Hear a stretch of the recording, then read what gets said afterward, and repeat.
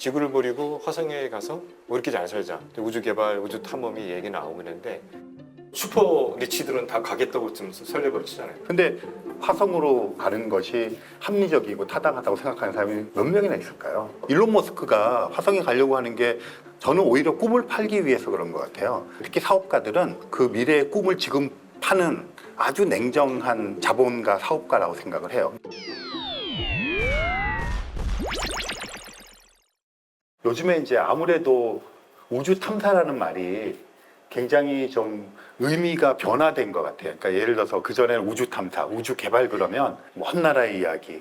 그런데 요즘에는 이제 다누리, 누리호 이래도 어색하지가 않은 거죠. 그런 의미에서 우주 탐사라고 하는 것이 그냥 먼 곳에 있는 판타지였다가 이게 우리의 삶 속으로 들어온 게 우리가 이제 구경꾼이 아니라 참여자로서 갈 수 있게 되었다. 이게 뭐 작년 올해 우리나라에서 일어난 가장 크고 중요한 사건이라고 저는 생각을 합니다. 어떻게 보면 기초 중에 기초 분야가 될 수 있는 우리는 우주 탐사에 투자를 했다. 약간은 좀 의외이기도 하잖아요. 언제부터 이런 투자가 있었던 거예요? 국가 차원에서? 관심을 가진 거는 아마 1960년대 미사일 때문에 발사체에 대한 관심을 계속 했던 것 같아요. 한국과 미국 사이에 협정되는 미사일 협정으로 우리는 옆으로는 못 쏘거든요. 위로만 이렇게 쏘고. 그 고도도 제한돼 있으니까 이게 45도 각도하면 너무 멀리 가잖아요. 그러니까 위로 쐈다가 떨어지게 하는 식으로만 하고 있어서 그게 이제 풀리게 됩니다. 그래서 그게 풀렸다는 얘기는 우리가 높이 옆으로 많이 쏠 수 있다는 얘기가 되거든요.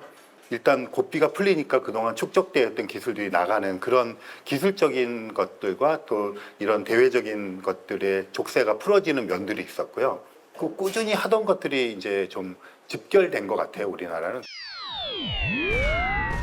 칼 세건이 사실은 우주 탐사 제안한 사람이잖아요, 미국에. 어쨌든 미국에서 상당히 처음에는 반대했을 거 아니에요. 근데 그 칼 세건이 어떻게 말하자면 여론 그리고 정치인들을 잘 설득해서 우주 탐사 쪽으로 지원받을 수 있도록 했는지 되게 궁금해요. 그러니까 사실은 칼 세이건은 1960년에 박사학위를 받거든요. 16살 때 월반을 해서 시카고 대학교에 입학을 해요. 그러다 보니까 젊은 나이에 전문가가 되어버린 거예요.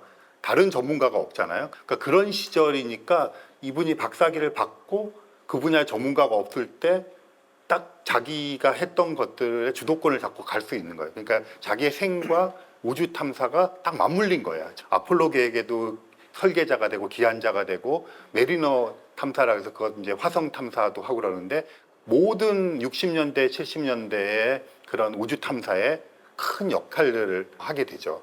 그러니까 뭐 굉장히 행운아라고 볼 수가 있죠. 뭐 능력도 출중했지만 뭐 지금 태어났으면 그렇게 할 수 없잖아요. 결국 인생은 타이밍의 문제. 네, 예. 타이밍의 문제예요, 진짜로. 네. 그걸 자기가 이제 인지하는 것도 중요한데 늘 자기 자신이 운이 좋았다고 얘기를 해요. 대체로 이제 정부나 여론을 설득하는 논리가 네. 있었을 거 아니에요. 그때는 약간 설득보다는 1960년대 뭐가 어떤 시절인지 아시겠지만 소련이라는 나라랑 미국이라는 나라가 냉전 시대잖아요. 대립을 하다 보니까 군사 경쟁도 하고 우주 경쟁도 하는 거예요. 그러다 보니까 그 과학자들이 요청하는 거 이상으로 우주에 쏟아붓던 시절이고요. 그 여파로 1969년 7월 20일 날 아폴로 11호가 착륙한 이후로 우주 탐사가 한 20년간 몰락해버려요. 더 이상 관심을 안 갖게 되거든요. 그래서 그 칼 세이건의 입장은 이런 거였어요. 우주 탐사, 우주 개발 지상주의자가 아니에요. 그 당시에 또 핵무기 경쟁을 하고 있었잖아요.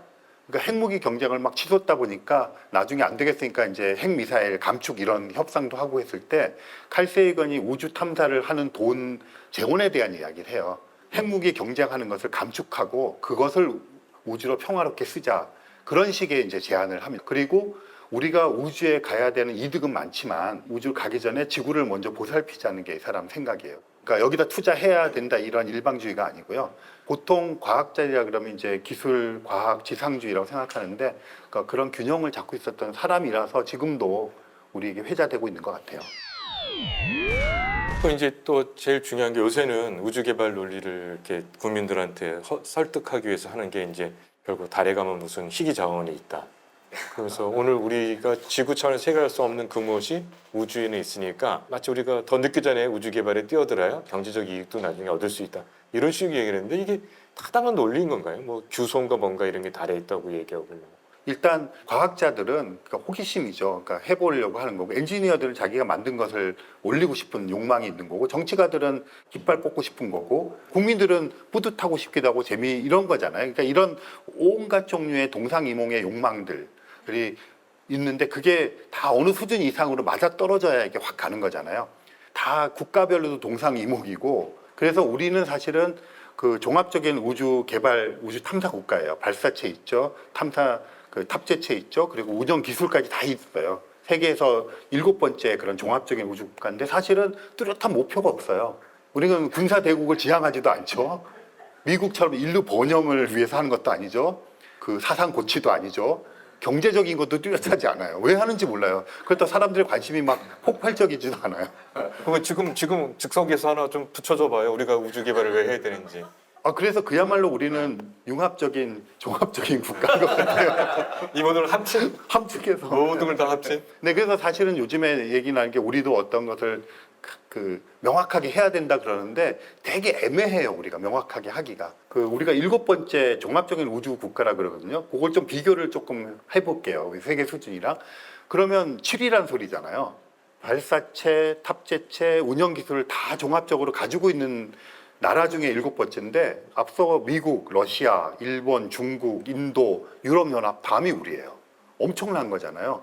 그런데 차이는 엄청나요. 발사체 우리 누리호 했는데 1.5톤을 올릴 수가 있어요. 톤 1톤급 이상을 올릴 수 있는 것으로 우리가 7번째예요. 그러면 이제 우리가 지금 7위 정도 되게 초보적인 발사체를 만들고 소형 위성을 만드는 것이 무슨 경제적인 이득이 있겠냐 하는데 우리가 이제 작지만 우리 자체 발사체를 갖게 되었잖아요. 그 말은 뭐냐면 우리가 원할 때 우리가 원하는 것을 실어 보낼 수 있게 된 거예요. 그래서 이번에도 왜 올라갈 때 도요셋이라고 하는 과학위성도 올라갔지만 중소기업에서 만든 것도 올라갔잖아요. 그럼 그게 뭐 하는 거냐면 그 자체 가지고 뭐 당장 세계적인 퀄리티의 어떤 과학적인 성과를 낼 수는 없겠지만 테스트를 우주 공간에서 직접 할 수가 있는 거예요. 그거를 하기 위해서 다른 나라의 발사체에 비싼 돈을 내고서는 경제성이 없잖아요. 그래서 우리나라 중소기업들이 사실은 누리호 발사의 가장 큰 수혜자라고 저는 생각해요. 스타트업들이 굉장히 촉진될 거고요. 필요할 때 언제든지 할 수 있다는 게 한 가지 굉장히 중요한 것이 되고요. 또 한 가지는 이제 그러다 보니까 그런 것들을 통해서 국산화율이 높아질 수가 있고, 그러니까 지금은 소형 위성체지만 그런 것들을 또 틈새에서 많이 수출할 수 있어서 우리가 사실 우주 산업의 어떤 기반을 따지는 것들, 그게 어떤 의미에서는 저는 누리호 발사의 가장 큰 이득이 우리나라에서 그런 어떤 중소기업들의 참여 길이 열렸다, 그렇게 볼 수도 있을 것 같아요. 그래서 요즘은 UFO라고 안 하고 다른 말로 UAP라고 요즘에 좀 바꿔서 부르고 있어요. UFO가 U가 unidentified거든요. 미확인. 그다음에 F가 flying, 그러니까 비행. O가 object니까 미확인 비행 물체가 UFO였는데 몇 년 전에 이제 UAP라는 단어를 썼어요. U는 똑같아요. unidentified. A는 aerial, 공중. 그러니까 뭐 날아다니는 게 아니라 공중이라는 단어 좀 포괄적이죠. 그다음에 P는 phenomenon, 현상. 그래서 UAP가 미확인 공중 현상. 그러니까 그렇게 되면 뭔가 실제적인 실체를 가지고 있는 물질이 아니더라도 구름, 뭐 기상현상 이런 거에 포괄할 수가 있잖아요. 그래서 UAP라는 단어를 썼고요. 그러니까 뭔가 날아다니고 있는 현상이 있다고 하는 것을 인정한 거죠. 있다. 그렇다면 우리가 조사를 해보자. 고 해서 이제 조사를 해요. 근데 그 목적은 뻔해요. 그 사람들이 외계인에 관심이 전혀 없어요. 그 당시에 소련이라든가 여기에서 또 핵실험 같은 거 하는 거 잡아내기 위해서 그런 거에 관심을 가지고 하는데 명분이 있어야 되잖아요. 근데 천문학자들이 관심 갖는 건 그런 게 아니고 공중에서 별의별 현상이 많아요.